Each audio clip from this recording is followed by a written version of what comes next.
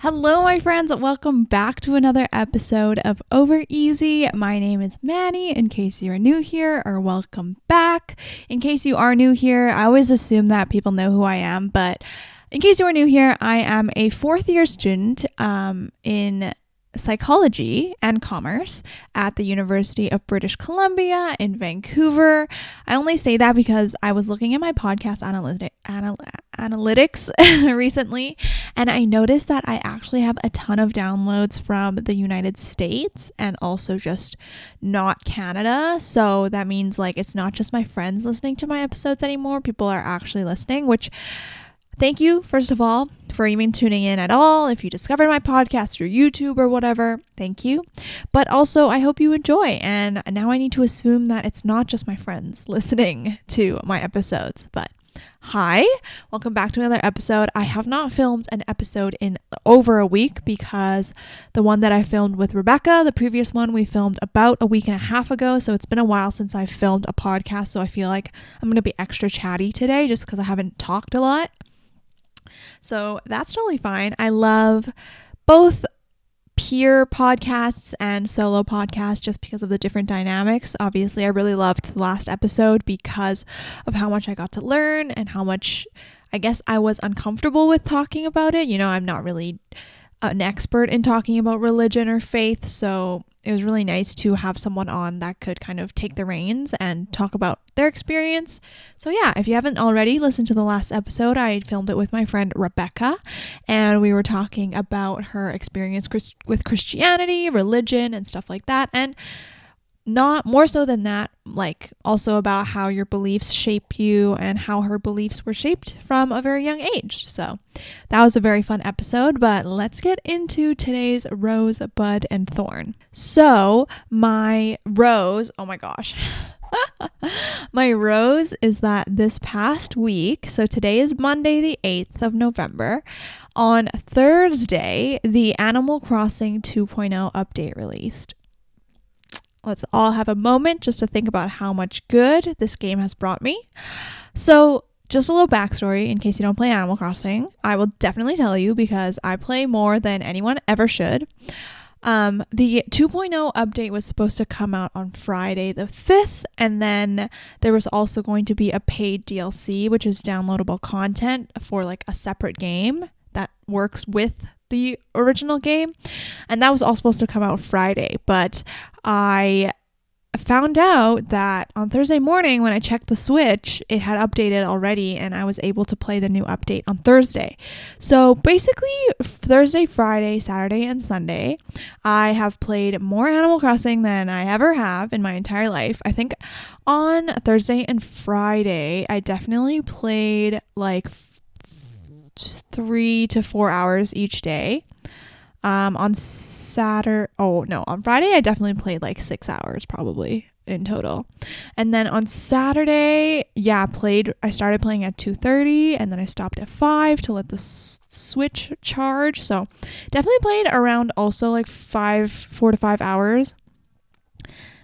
So I have not had I've had a great weekend, not a productive weekend though, because I've been playing a lot of Animal Crossing, but it has brought me so much joy. I've had so much fun playing, and I feel like it's just like the perfect thing that I needed to relax from this semester because of just how stressful it's been. And you know, we could all do with some gaming. So if you want, you can download the new update to download Animal Crossing. I'm not sponsored or anything, but you know, it's just there. That's what my time has been spent doing the last few days, and I am proud of it. I don't really care.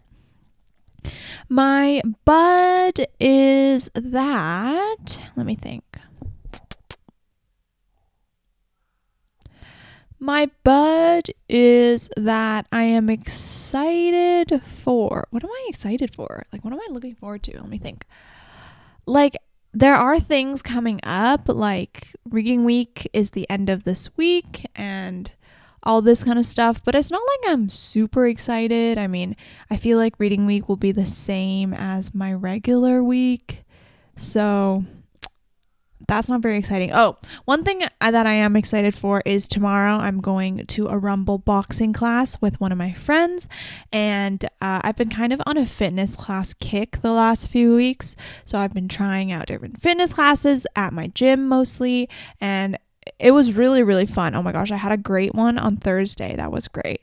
And some cycling classes and all that stuff. So I figured I would try out a boxing class since my friend really, really likes boxing, like the boxing class that she goes to. So I was like, okay, why not try? And like people get their first class free for that boxing place. So I'm very excited. Let you know how it goes next week, and I'll see if I liked it or not. I'm probably not going to like make it a regular part of my routine though, just because it is a little expensive and also out of my way. And I definitely pay enough to go to the gym already. So I'm not going to pay more because that might be stretching my budget just a little. And then my thorn is...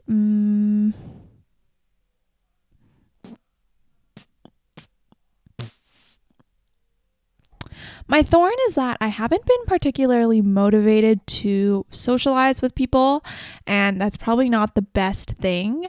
I have multitude of opportunities to go and do things with people, but I really just don't want to do them recently, and it makes me feel, I don't know, sometimes I feel guilty about it, and I've talked about this a lot of times in different podcast episodes, but more recently it's been like very pertinent, and I really don't want to do anything with others, like, you know, meetings or even like Zoom calls, whatever. Like, I'm just perfectly content being alone. I feel like I just really appreciate the silence of my own thoughts right now, and having to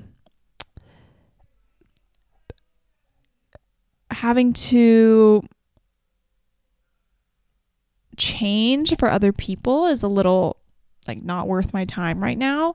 And obviously I hope this isn't forever, because, you know, I do kind of miss seeing people right now. Like, in the back of my mind, I'm like, oh, I kind of miss going out with my friends, eating dinner. Like, oh, last week I went out for dinner with my friends, and that was like the first time I went out for dinner with friends for a very long time, and I really enjoyed it.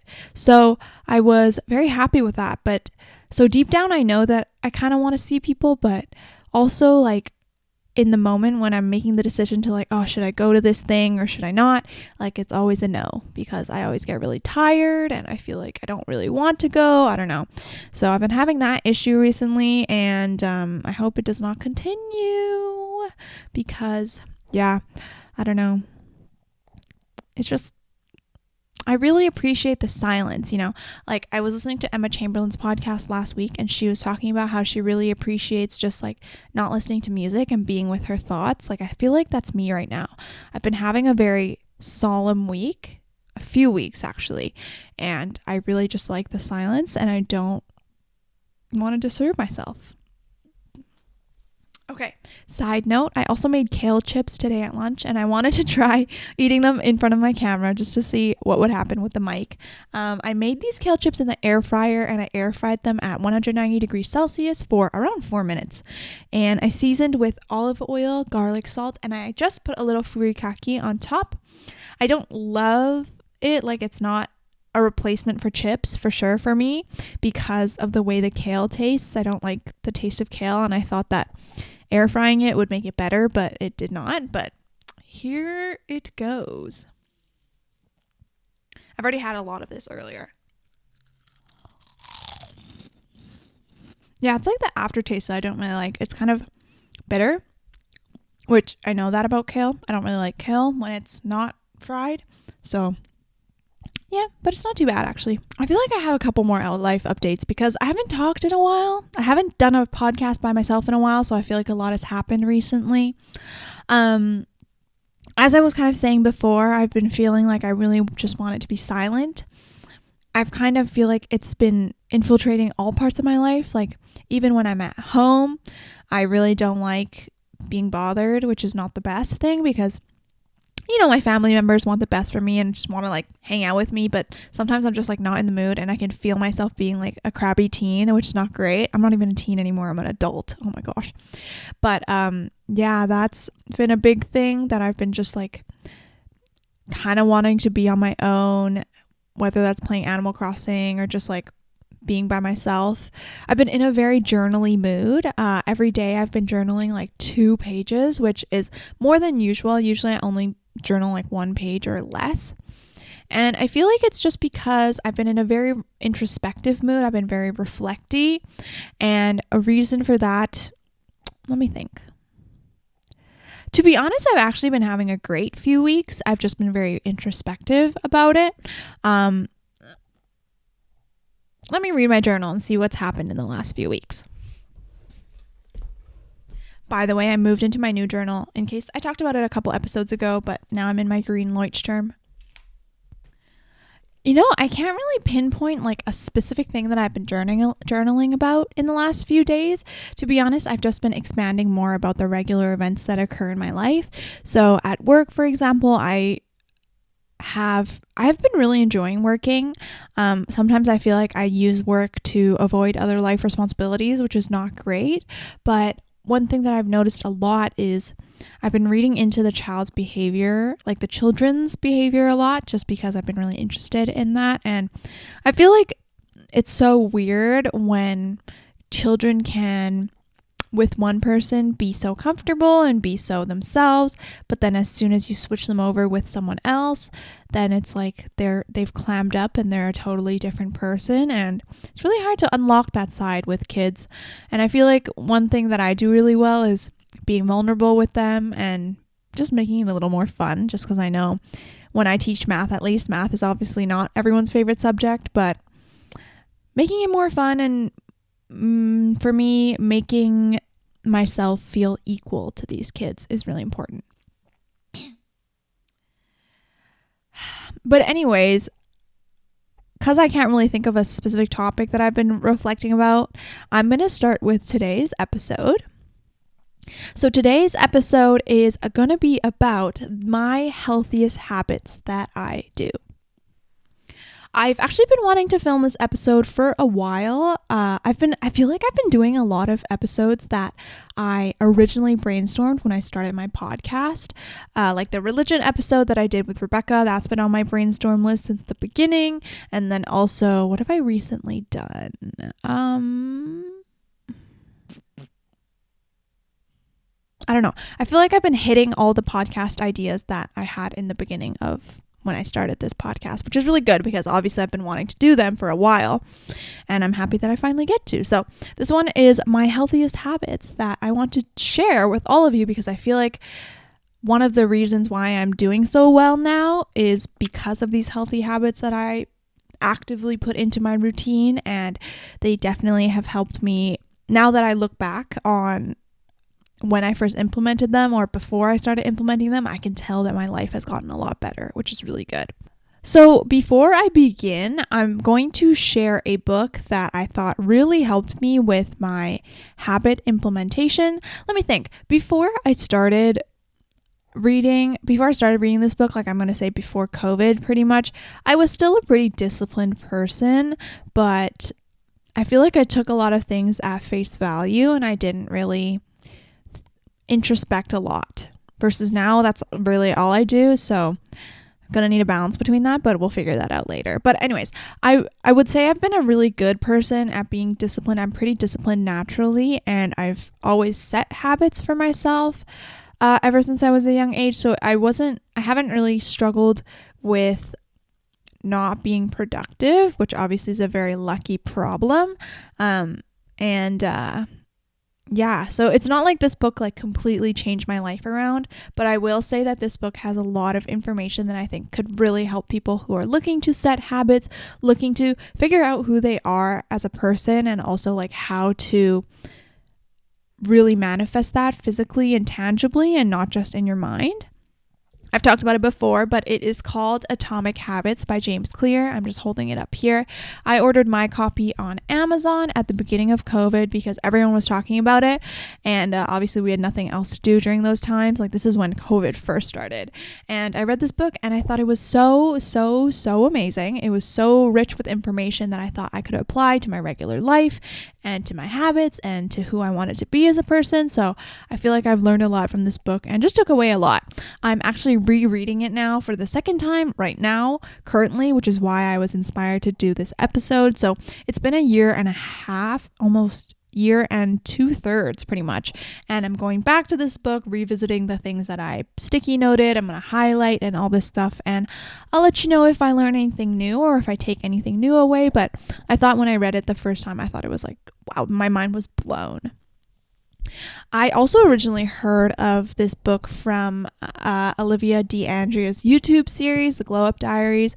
If you're interested in watching it, you should, but I'm just going to like preface that it is very heavily about eating behavior and disordered eating. So if that's something that's sensitive to you, I don't think you should watch it.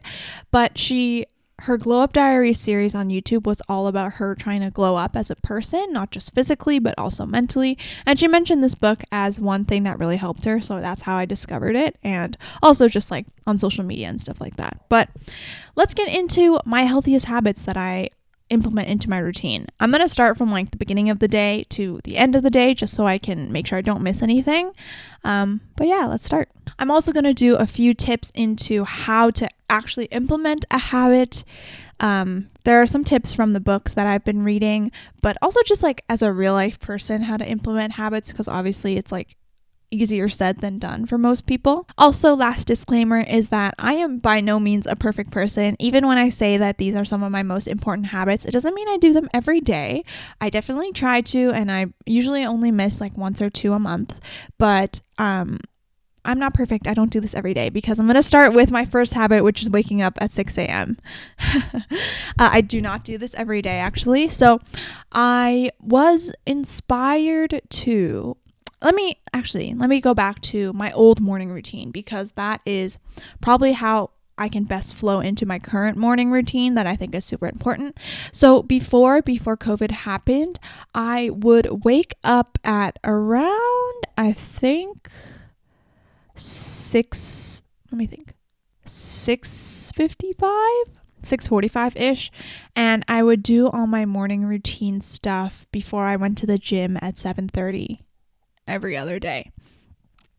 And then I kind of realized as I was reflecting about my morning routine that there were a lot of aspects of it, because for example, in my old morning routine, I would wait until I finished all my reading and journaling to eat breakfast. But one fatal criticism of that was that obviously, because I was hungry in the morning, I was rushing and not putting my full thought and effort into my reading and into my journaling. So for one of my new things with my morning routine is that I switched it around, and pretty much as soon as I finish brushing my teeth, I go and eat breakfast, because I'm like naturally kind of hungry when I wake up. But anyways, the main thing that I wanted to bring up is that I wake up at 6 a.m. almost every day.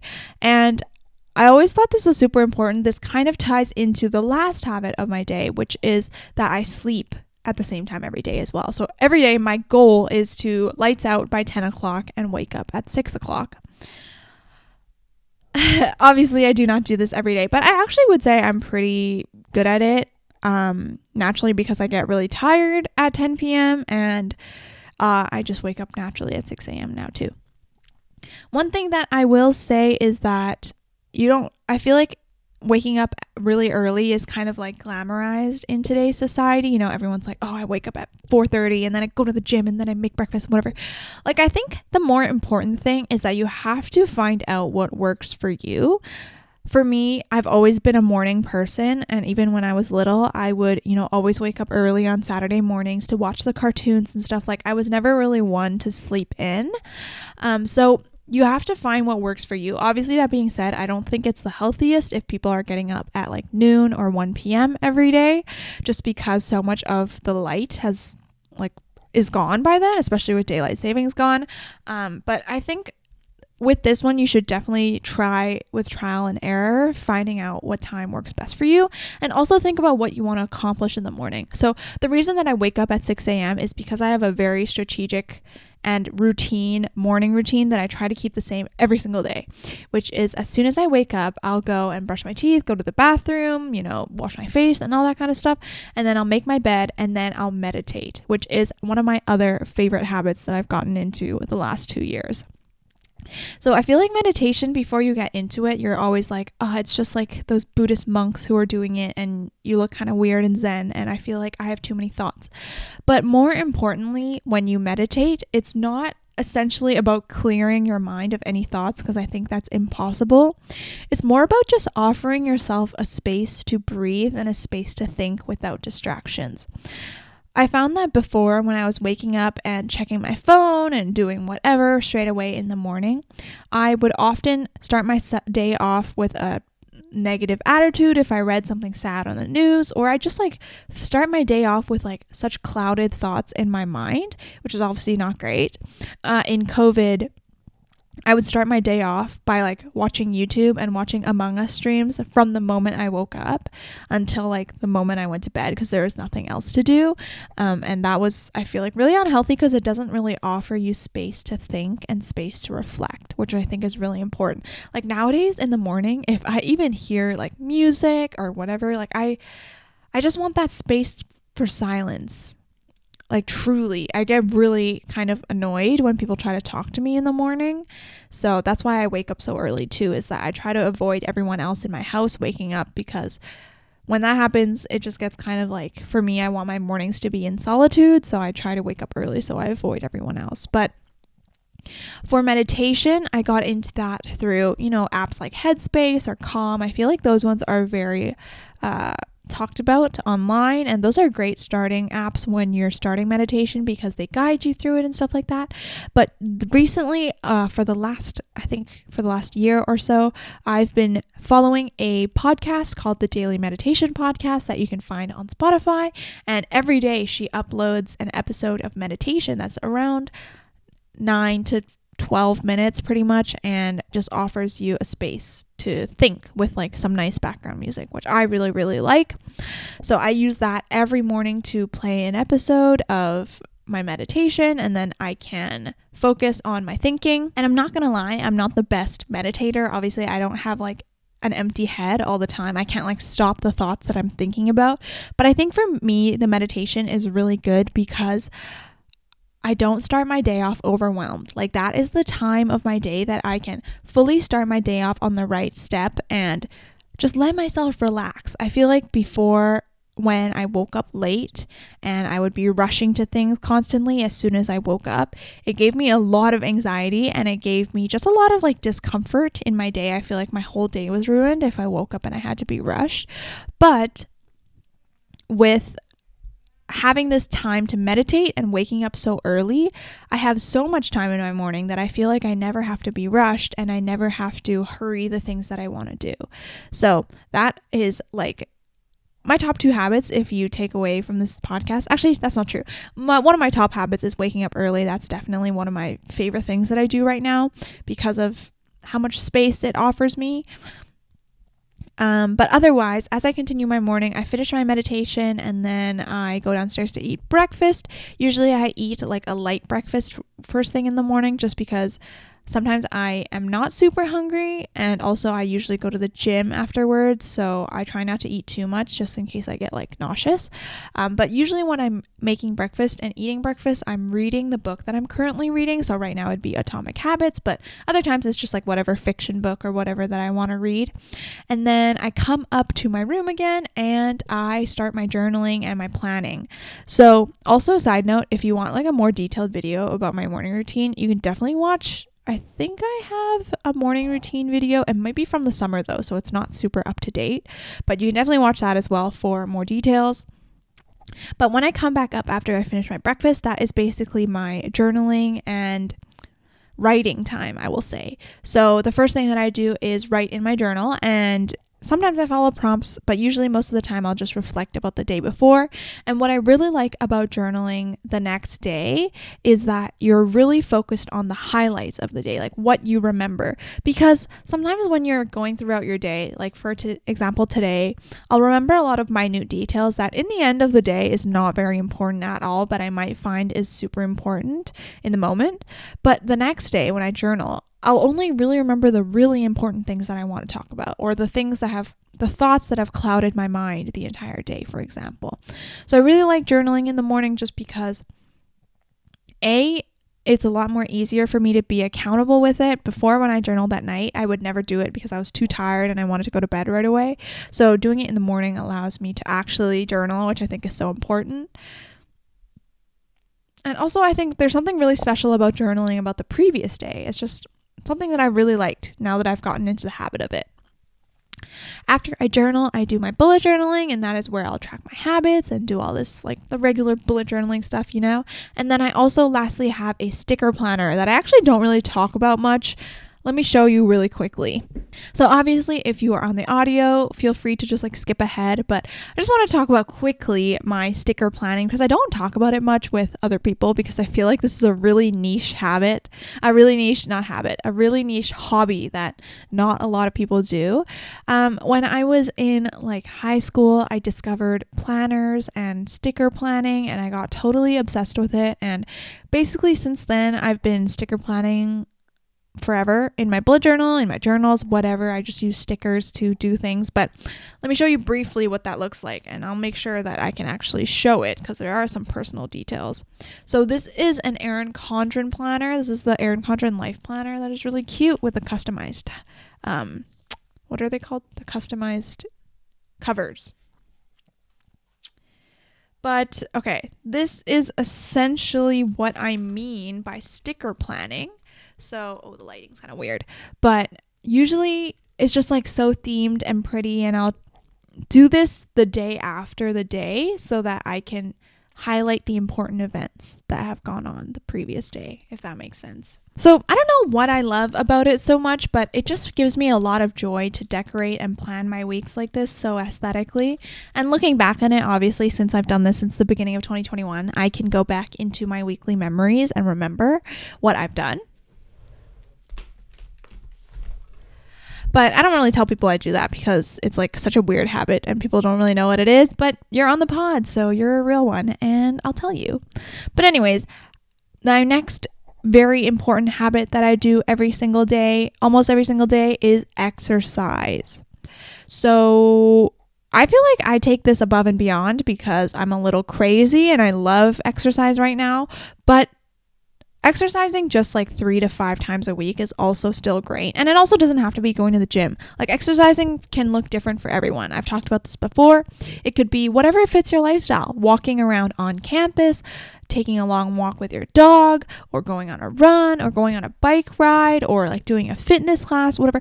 Fitness can look so different for everybody. So I think you should take these kinds of tips with a grain of salt and figure out what works for you. This is just what works for me.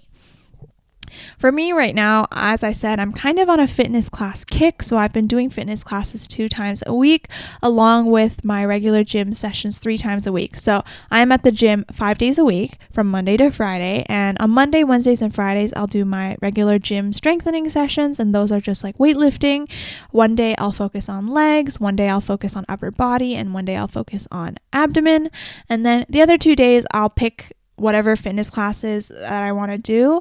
Like last week, I did one cycling class on Tuesday, and then on Thursday, I did a cardio type of class. I don't really know how to explain it. It's like a mixed cardio kind of class. That was kind of really fun.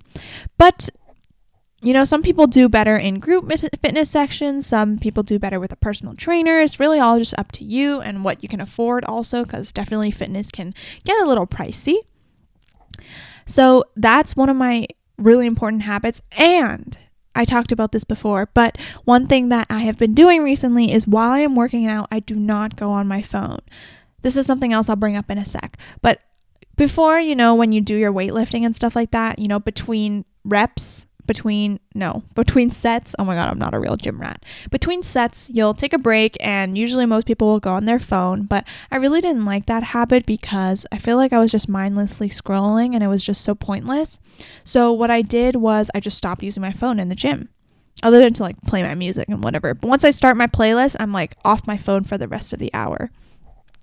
And oh my gosh, like I wish I'd started it earlier because I love this habit. I just to have so much space to think. And I just am so focused on what I'm doing. I'm not preoccupied. Sometimes when you're on your phone, like work can seep into your personal time, and whatever going on social media kind of blends all your time together. And I feel like when I'm at the gym, I have really clear-cut personal time to think and just to do whatever. I feel like I'm not even thinking when I'm at the gym. Like my mind is just like so focused on like the physical aspect of the gym, doing my reps and making sure that my form is good, that I don't have time to think, which is really nice because sometimes you just need to turn your brain off for a second. So that is one of my favorite habits that I've gotten into. I've gotten into the gym since like the summer of 2019, and obviously during COVID, I didn't go to the gym for the longest time, and I just started this past summer. So it's been like kind of not a struggle, but just like a little bit of getting used to going back to the gym and getting into weightlifting and stuff like that. I definitely have not been like trying to up my weight super high. I have just been focusing on lighter weights and doing more reps so that I'm focusing more on like toning my muscles rather than like bulking, just because I don't really like being super buff. I feel like I like my physique as it is now, and I just want to maintain. So anyways, yeah, I feel like going to the gym. Talk to me because I love it. But yeah, as you can probably tell with my entire morning routine, it's just like time to think and time to focus on myself, because I feel like during the day, everyone gets pulled in 20,000 different directions, whether it's helping someone else, going to work, doing whatever, that a lot of times you don't have this personal time anymore, and your day is kind of given up to other people and other activities. So I think for me, it's really important to have this solid 3 hours a day where I can just focus on myself and do what I want to do. My favorite thing that I've done in my life, definitely. And I feel like I don't need to repeat more, but we've definitely all heard about how exercise can give you endorphins and just make you feel good. And I definitely do that, like exercise so much for that as well, because I feel like as soon as I finish a gym session or like a workout class, I feel so good afterwards that it's an irreplaceable feeling. And that's why I feel like I go to the gym so much, is to get that feeling, when you're like almost so tired that you're going to like die and your muscles are going to give out, but you just feel good after for some reason. So those are kind of my keystone morning routine habits that I feel like always start my day off on the right foot. And also the consistency in my morning routine is something that makes life really not anxiety provoking for me when things come up last minute and stuff like that. Just gives me anxiety. Don't like it. So I'm going to go on to my next habit that I've implemented relatively recently. I implemented it in November at the beginning, and I have loved it so far. It's definitely taken some time to get used to, but that is turning on Do Not Disturb and also turning off all my apps in the morning. So I always knew of Do Not Disturb, but I never really used it until like earlier this year when I realized that you can turn it on for scheduled times. So for the longest time, I was putting on Do Not Disturb at night during bed so that in the morning when I wake up, I'm not tempted to check my phone and do all the Instagram and stuff like that, because I like check my notifications. So I turned my notifications off, and I really, really liked that. But recently I've extended it even further, and I feel like this is me going crazy in solitude. But there's this thing that you can do where you turn off all your apps, so you're not allowed to open them. Well, you can open them, but it says like your time limit is like you're at your time limit for your app. Like it just like doesn't show it right away. And I really, really like that, because for me, I realized, that day when Instagram shut off, Instagram and Facebook, like everything shut off. I realized how much I open Instagram and Facebook out of habit, just to like scroll mindlessly and then close it again. Like I'm not even looking. I'm just like opening it just to open it. I realized how much I do that during my day, and I was like, oh my God, I am so messed up. Like this is now hardwired to be a part of me. So that kind of kickstarted my wanting to decrease my addiction to opening my apps. And so what I do is, I think it turns on at 10 p.m. and I turn it off at 10 a.m., all my apps shut down. I'm not allowed to go on TikTok, go on Instagram, and even like other apps like going on my banking accounts and like doing all this stuff. Because I feel like when you turn off your social media apps, you'll just like turn to other apps to fill time. But I turn off pretty much every single app on my phone, and I'm not allowed to use them during 10 p.m. to 10 a.m. So obviously that encompasses the time that I go to the gym, the time that I'm up in the morning, and all that kind of stuff. And pretty much when the phone turns back on again, I'm busy with other tasks in my day. So this has greatly decreased my screen time throughout the day. I love that so much. Let me actually share it with you. I was so proud of it this week. As of right now, it is 3:14 p.m. and I've used my phone for a total of 18 minutes today. So not a flex, but kind of. A bulk of my screen time, though, comes from when I'm watching TikTok at night. Like, I feel like I'm watching it for like 40 minutes before I go to bed. So not the best, but I'll always allow myself, just because like that's my rest time and that's my good feeling time, you know? So the week before, let me go back to the earliest. So the earliest that I have on my phone is October 17th to 24th, and my average was 3 hours and 11 minutes per day, which is not a ton, not as bad as I think a lot of other people's are, but still like not the best. Then the next week, October 24th to 31st, it was around the same 3 hours and 10 minutes per day average. And then last week, I started doing this turning off apps thing, and my screen time was 2 hours and 37 minutes average. So I cut my screen time by like 30 minutes, and I can probably assure you that those 30 minutes are what I would be like mindlessly scrolling through if I had not turned off my apps. So I really like the fact that I can manage my social media use a little bit better, because I feel like a lot of us are just kind of so ingrained in it now that we don't really realize how intertwined we are with it. But it is important to remember that like that is the digital you and also the digital version of everyone else, and is not the real version. Yeah, I don't know. I'm trying to like not use social media as much, just because I feel like a lot of people are kind of unrealistic on it. So I don't really like to indulge myself in that kind of stuff, just because it gets a little bad for the mind. So yeah, anyways, that's just like my biggest habit, is like using my phone less. And I feel like I've been so happy with that because of how much more productive I am, and also how much more not anxious I am. Yeah. Social media just does really bad things to us, and I feel like we should all just be careful with the use that we do and what we're watching, what we're consuming, and all that kind of stuff. My next habit that I want to talk about seems pretty simple, but it is to just carve out a little bit of time for yourself every day, and not doing homework and not doing work, like doing relaxing things. So as you've heard my entire morning routine and all that kind of stuff, I take more than enough time for myself every day. In the morning, that's like all my self time, but also in the afternoon, I like to just do a little something for myself, whether that's watching YouTube videos or playing Animal Crossing. These kinds of things, it's really important to take breaks because of just how go we are during the day. I feel like with a break, it's so nice to recharge and just relax. And then when you go into your night activities or evening activities, then you can really take those on with a better attitude. Okay, the last part of this pod is going to be how I implemented these routines and how to realistically implement them, because obviously we're not all productivity gurus, like James Clear with the Atomic Habits, but we can all try, we can try. So one of the most important tips that I learned from Atomic Habits, the book, and when I discovered this, my mind was blown for so long, is your habits have to mirror who you want to be. You can also think about it as your habits directly represent who you are. Let's think about that for a sec. Your habits directly mirror who you want to be, and your current habits show basically who you truly are inside. So we all have a lot of aspirations.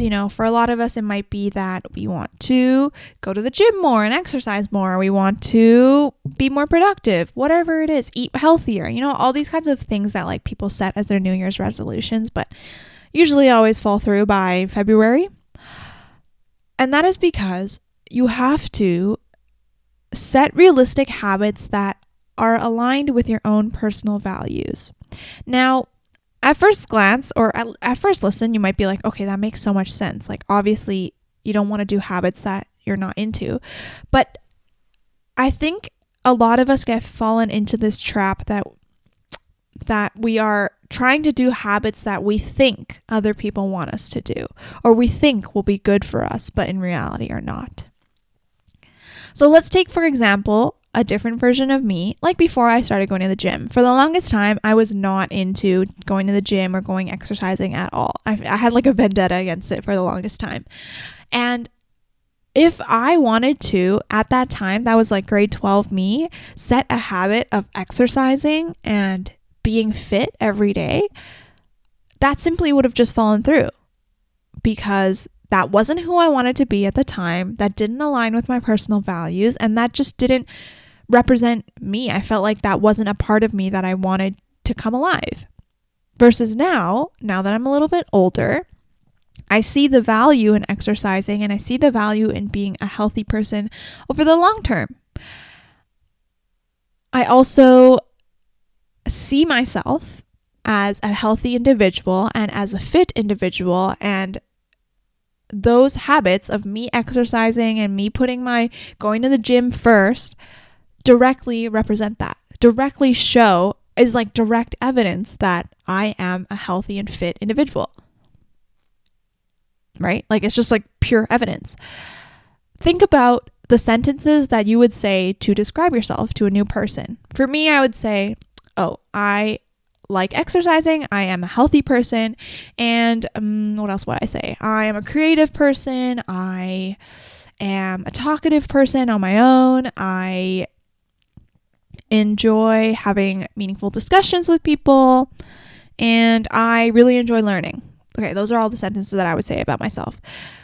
Your habits have to be included in those sentences somehow. If you just described yourself in the sentences like I was, and you didn't say that you are, like, you enjoy exercise or that you are a fit individual, why should going to the gym be one of your main habits that you want to focus on? That will never be something that aligns with yourself and your own values, and that will just simply never be consistent long term.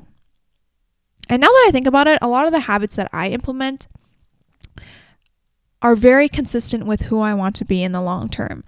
In the book, I just finished reading the first chapter today. Habits are basically an atom. They're the fundamental building blocks to who we are as a human being. So if you want to build yourself up to be a healthy person, a kind person, a generous person, your habits have to show some sort of evidence of building towards those traits and building towards that identity. Otherwise, like, how do you have evidence that you are fit if you don't exercise or if you don't move your body daily? I don't know. That was something that I thought was so important and so mind-blowing when I first listened to it and I first read it. Another example would be, like I just said, I would say I am a creative person, and some of the habits that I engage in daily, like bullet journaling, drawing out my own planner, doing the sticker planning, even those kinds of things contribute to my daily source of creativity and further build my identity as a creative person. Like, I think your habits really have to build towards your identity and who you want to be in the long term. Like, it's not just about, oh, I'm going to eat this salad for lunch because I'm healthy. Like, you really have to think about long term, who do you want to be? What do you want to be like? What is your identity like? And how are you going to get there? Because your habits are the first steps that you take to get to your dream and your goals. Actually, I was also just reading in the chapter today about the fact that we actually shouldn't really set goals. We should more often rely on systems that bring us to who we want to be. So one example that is in the book that I am reading, Atomic Habits by James Clear, again, in case you missed it earlier, like the 5 times that I've said this, there was one example where, for example, if you're a coach for a college football team, for example, everyone, if you're a coach, your goal is going to be to win the championship, to win the gold medal. Obviously, isn't that what everyone wants? But you have to fall back to your systems and how you take the steps to get there. So for example, as a football coach, some of the things that you might do as a part of your system is focus on how do you recruit potential athletes, because that starts right at the beginning. Who are you recruiting? How are you recruiting them? What are they going to be like as soon as they join your team, and etc.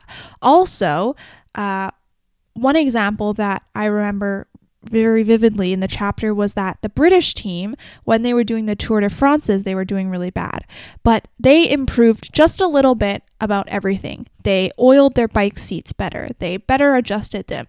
They had more fitting bike clothing, and all these tiny little changes added up into them winning a gold medal from the Tour de France. So the habits that you implement, they can't just be things that you can do when you're motivated, because let's be honest, we're not all going to be motivated every single day. That's like, I'm definitely not motivated every single day to go to the gym or to study or whatever.